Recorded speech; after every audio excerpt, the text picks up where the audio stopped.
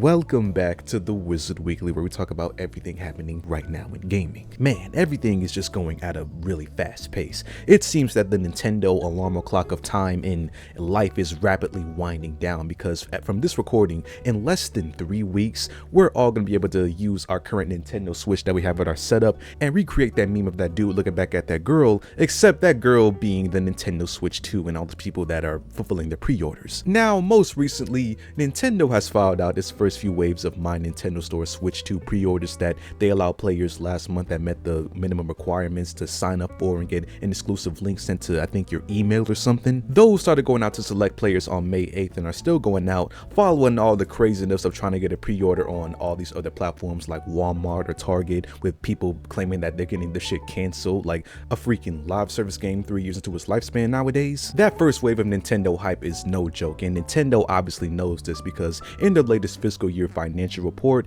they noted that by the end of the next fiscal year for Nintendo, which ends at, I believe, March 2026, they think that they'll sell 15 million units for the Nintendo Switch 2, which is around the same first year sales of the original Nintendo Switch back in 2017 into 2018. Pretty big bold statement coming from Nintendo, given the current economic uncertainty of the world. It's pretty obvious Furukawa has some big goombas in his trousers, but like I said, the hype is far exceeding what we thought it was going to look like, at least for the pre-order side of things, with all the people in the live stream spamming that they want them to drop the price and everything, because the price is definitely the biggest caveat of the Nintendo Switch 2, which I've already talked about extensively, and I'm sure you've heard at least a million times by now on your social media platforms. But even Nintendo, in this latest fiscal year report, they claim that depending on the state of the tariffs, the Nintendo Switch 2 might still be subject to a price increase of the next year, or whenever they are just forced to up the price tag based on shipping costs to the United States, which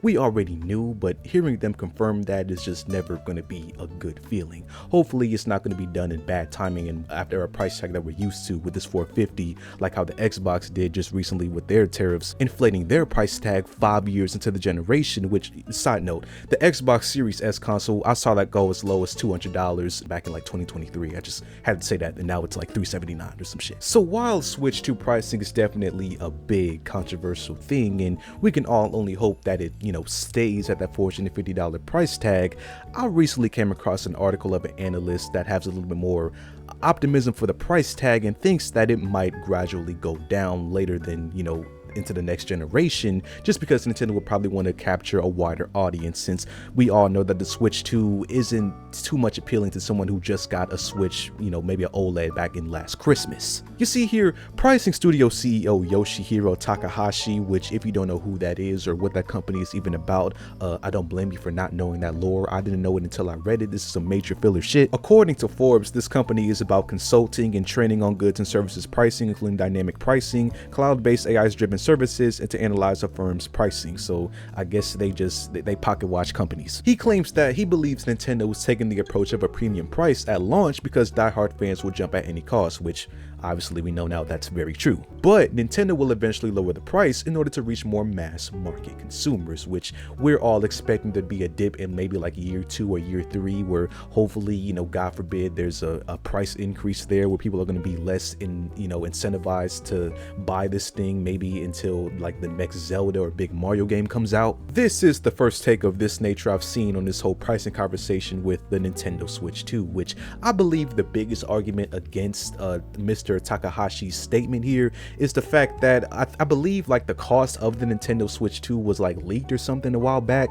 and $400 to $450 according to those reports were like the minimum that they could charge for profit based on just producing a base Switch 2, not accounting obviously like tariffs and everything going on. I mean, I don't know if that's true. I don't know Nintendo's internal plans, and if I did, I'd probably be getting sued right now like Genki for showing off Switch 2 peripherals back in the day. But as much as I want this statement to be true, I just can't see a price decrease anytime soon happening, just because Nintendo is Nintendo. Even if the tariffs aren't a pricing issue in the next year or two, Nintendo, they're like going to keep the price tag at $450 just to keep that perceived value that this is better than the Nintendo Switch 1, and keep that distinct price tag with the $80 games as well. I mean, we're at the tail end of the Nintendo Switch 1 generation, and that thing still hasn't got a significant price cut in freaking 8 years now, not got the Switch 1, the Switch Lite, or the Switch OLED. You could probably find it for deals anywhere else, but Nintendo themselves, they sell it for full retail pricing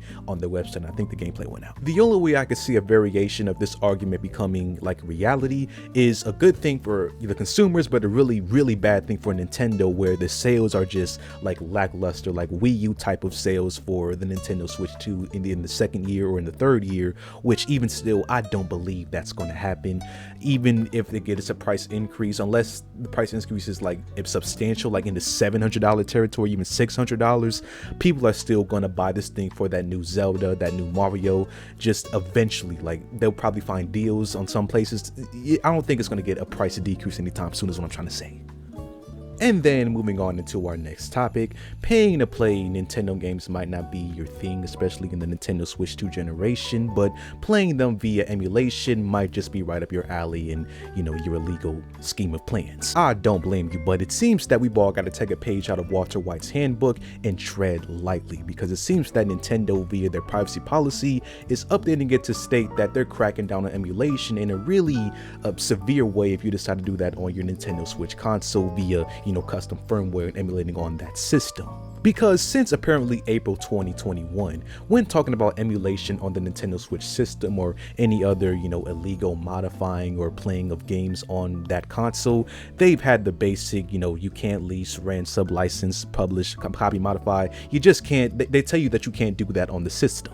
But recently, like an online journalist that gets paid by the number of words, they added a bunch of shit to that statement. But what's really the only main takeaway from, you know, this update to the privacy policy that players have been questioning on how this is going to turn out is the fact that towards the end here, they say that if you know, fail to comply with foregoing restrictions on Nintendo hardware, Nintendo themselves may render the Nintendo account services and or Nintendo device permanently unusable in whole or in part, meaning that they're likely going to brick your system in some ways or just all the way where you can't use the Switch at all. And I mean, leave it to Nintendo for doing the most Nintendo thing possible when it comes to, you know, a possibility of you pirating any of their games on their hardware. Now, I don't remember any reports of Nintendo doing this for past consoles before.